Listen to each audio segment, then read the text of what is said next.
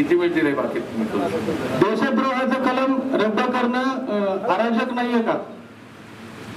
370 कलम रद्द करणं किंवा 35A कलम देशद्रोह आणि 35A कलम हे रद्द करणं किंवा 35A कलम त्याला हात लावणं हे देशामध्ये प्रचंड प्रमाणावरती अराजक आणि फुटीची बीज पेरण्यासारखं होणार आहे. आपल्याला अनेक वेळा माहित नाही 370 आणि 371 हे फक्त काश्मीर पुरतं नाहीये. ईशान्य भारतातली जी राज्य आहेत तिथे पण ते कलम लागू आहे 370 आणि 371. आणि त्याला जर हात लावला तर आपण स्वातंत्र्य मिळायच्या वेळेला जो करार केला होता काश्मीरशी तो करार धुळीला मिळवल्यासारखं होईल. आणि त्यामुळे काश्मीरी जनतेला तो त्यांचा अपमान तर वाटेलच, परंतु त्यामुळे ते आपल्यापासून अधिक दूर जातील आणि अप्रत्यक्षपणे काश्मीरी जनतेतला असंतोष भडकवायला हे कलम रद्द करण्याची पुष्टी मिळेल. देशद्रोहाचा कलम रद्द करण्याचा काँग्रेसने जो जाहीरनाम्यामध्ये देशद्रोहाचा कलम रद्द करण्याचा काँग्रेसने ठराव केलेला नाही. काँग्रेसने असं म्हटलेलं आहे देशद्रोहाच्या कलमाखाली म्हणजे 124A कलमाखाली ज्या प्रकारचे आरोप लादून लोकांना देशद्रोही ठरवण्यात येत आहे त्या कलमाची सुरुवात ही इंग्रजांच्या काळात जवळजवळ 150-200 वर्षापूर्वी सुरू झालेली आहे. त्याच कलमाखाली लोकमान्य टिळकांना, भगतसिंगांना आणि कॉम्रेड डांगेंना अटक झाली होती, अनेकांना झाली होती. त्याच कलमाचा वापर करून भारतीय जनता पक्षाने बेबंदपणे त्यांना न आवडणाऱ्या, त्यांना न पटणाऱ्या, त्यांना न मान्य असणाऱ्या किंवा त्यांच्यावर टीका करणाऱ्या लोकांना देशद्रोही ठरवून त्यांना शिक्षा करण्याचा प्रस्ताव मांडलेला आहे. मग त्याच्यामध्ये कन्हैया कुमार पण आहे, त्याच्यामध्ये आनंद तेलतुंबडे पण आहे आणि त्यांनी तसे थेट आरोप चिदंबरमवरती केलेले आहेत. अशा प्रकारचा त्याचा गैरवापर होऊ नये अशा पद्धतीने ते कलम पुन्हा प्रस्तावित करावं असा त्यांचा प्रस्ताव आहे. देशद्रोहाचाच कलम काढून टाकावं म्हणजे जगात कोणी देशद्रोही नाही, भारतात कोणी देशद्रोही नाहीच अशा प्रकारची संभावना त्याची जी टीकाकारांनी केली तशी नाही. राज ठाकरे त्यांची सभा घेत आहेत, त्यांच्या पक्षाचा निर्णय येतो. त्यांनी काही आम्ही काँग्रेस पक्षाच्या मदतीसाठी सभा घेतो असं म्हटलेलं नाही, त्यांनी असं म्हटलंय. त्यांचं वाक्य लक्षात घ्या. माझं उद्दिष्ट नरेंद्र मोदी आणि अमित शहा यांचं राज्य घालवण्यासाठी आहे. त्याचा फायदा जर काँग्रेसला होणार असेल तर होईल. राहुल गांधीला यावेळेला मदत करणं गरजेचं आहे असंही ते बोलले. असं बोलले नाही. तुम्ही भाषण देताना नीट आहे का? तुम्ही जसं मोदींना एकदा चार्ज देऊन पहा असं म्हटलं तसं राहुल गांधींना चार्ज देऊन पहा असं म्हटलं. त्यांनी काँग्रेसच्या मदतीसाठी या सभा घेतलेल्या नाहीत. ते काँग्रेस पक्षात विलीन झालेले नाहीत. त्यांची काँग्रेस पक्षाबरोबर आघाडी नाही. त्यांना असं वाटतंय की मोदी आणि शहा यांची राजवट हा देशाला आणि समाजाला धोका आहे म्हणून ते प्रचार करतायत.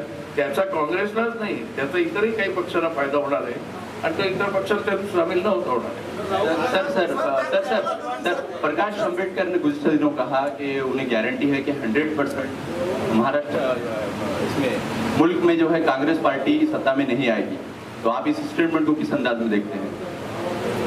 कांग्रेस पार्टी साथ में विरोधी पक्षों के साथ जरूर सत्ता में आएगी ऐसा मेरा विश्वास है. प्रकाश अम्बेडकर का जो विश्वास है उनको रखने दो. सर, काल मुख्यमंत्र्यांनी असं सांगितलं की काँग्रेसच्या जाहीरनाम्यामध्ये सैन्याकडचे विशेषाधिकार काढून घेण्यासाठी असं लिहिलेलं आहे. तुम्ही त्यांच्या मुख्यमंत्र्यांकडनं काँग्रेसचा जाहीरनामा वाचता का? त्यांच्या पक्ष कुठेही जाहीरनामा तसं लिहिलेलं नाहीये. जाहीरनाम्यात तसं लिहिलेलं आहे आर्म फोर्सेसचा जो कायदा आहे ज्याचा वापर मुख्यतः काश्मीर आणि ईशान्य भारतात होतो त्या कायद्याच्या आधारे अनेक वेळेला तिथल्या स्थानिक जनतेवरती अत्याचार झाले आहेत किंवा चुकीचे निर्णय घेतले गेलेले आहेत. ते निर्णय चुकीचे घेतले जाऊ नयेत.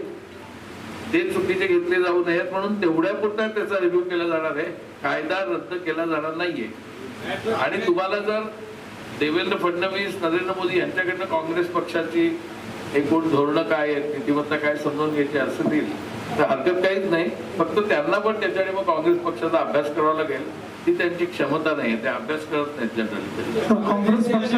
काँग्रेस पक्षाला निवडणुका आल्या की गरिबी हटवचा नारा आठवतो असं मुख्यमंत्र्यांनी आरोप केला. मुख्यमंत्र्यांचं एकूण ऐतिहासिक ज्ञान फार कमी आहे. आणि एकूण त्यांचं संख्याशास्त्राचंही ज्ञान अतिशयच कमी आहे. नरेंद्र मोदींना तर ज्ञानच नाहीये, त्यामुळे नरेंद्र मोदींच्याबद्दल बोलण्यात काही अर्थ नाही. परंतु मला वाटतं यांना सगळ्यांना एवढे 2 गोष्टी सामान्यपणे माहिती असायला पाहिजेत, ज्या तुम्हालाही मान्य असतील. भाजपमधल्या काही ऐकून घ्या, त्याचं उत्तर देतोय प्रश्नाचं. 1971 मध्ये ज्यावेळेला इंदिरा गांधींनी गरिबी हटाव घोषणा दिली, त्यावेळेला आपल्या देशाची लोकसंख्या 50 कोटी होती. आता 130 कोटी लोकसंख्या आहे. त्यावेळेला आपल्या देशामध्ये जवळजवळ 72% लोक गरीब किंवा दारिद्र्य रेषेखाली होते 1971 मध्ये. त्यावेळेला गरिबी हटवाची घोषणा दिलेली आहे. आज एवढी लोकसंख्या वाढूनही आज देशातली गरिबांची संख्या फक्त 20% आहे दारिद्र्य रेषेच्या खाली असलेल्यांची. म्हणजे 5 कोटी कुटुंब दारिद्र्य रेषेच्या खाली आहे. त्याही लोकांना आता दारिद्र्य रेषेच्या वर यायचं म्हणून न्याय ही संकल्पना मांडली गेलेली आहे. गरिबी हटावचं निवडणूक आल्यानंतर जर ओळख व्हायची असेल काँग्रेस पक्षाला, तर 1971 ते 2019 या काळात इथे बसलेल्या सगळ्या लोकांनी आपल्या आई वडिलांना विचारावं की स्वतः अभ्यास करून पाहावा की आपलं 1981 साली आपलं कौटुंबिक उत्पन्न काय होतं, 91 साली काय होतं, 2001 मध्ये काय होतं, 2011 मध्ये काय होतं आणि आता काय आहे. ज्यांच्या घरात सायकल नव्हती, ज्यांच्या पायात चपलाबूट नव्हते, त्यांच्या घरात आज मोटारी आणि 4 चपलाबुटांचे जोड आहेत. ज्यांना शाळेत मुलांना पाठवता येत नव्हतं, त्यांची मुलं आज कॉलेजला जात आहेत. ज्यांच्या मुलांना कॉलेजला जाता येत नव्हतं, त्यांची मुलं आज लंडन अमेरिकेत शिकायला चाललेली आहेत. हे सगळं ज्या वर्गात झालं म्हणजे मुख्यतः मध्यवर्गात झालं. म्हणजे हा मध्यवर्ग हा प्रामुख्याने 1971 नंतरच्या गरिबी हटाव योजनेतून निर्माण झालाय. तो गरिबीतनं बाहेर आलेला मध्यवर्ग आज जवळजवळ 45% आहे. म्हणजे साधारणपणे 40 कोटी आहे. त्यावेळेला मध्यवर्गाची संख्या 5 कोटी होती. त्यात 5 कोटी लोकसंख्येची 45 कोटी लोकसंख्या मध्यवर्गाची होणं हे माझ्या मते प्रचंड प्रमाणावरती गरिबी दूर झाल्याचं लक्षण आहे. तरी सुद्धा गरिबी आहे म्हणून ते दूर करण्याची न्याय ही योजना आहे. हमारे यहाँ मुख्तलिफ कंपनियों के इलेक्ट्रॉनिक्स और प्लास्टिक के तमाम सामान और फर्नीचर दस्तियाब है. एक मरतबा तशरीफ लाकर खिदमत का मौका दे. प्रॉपरेटर हाफिज मदरुल्लाह बेग, अदर Baig, Al Barkat home appliances, furniture and electronics, टायरबोर्ड, देगलू नाका, नांदेड़.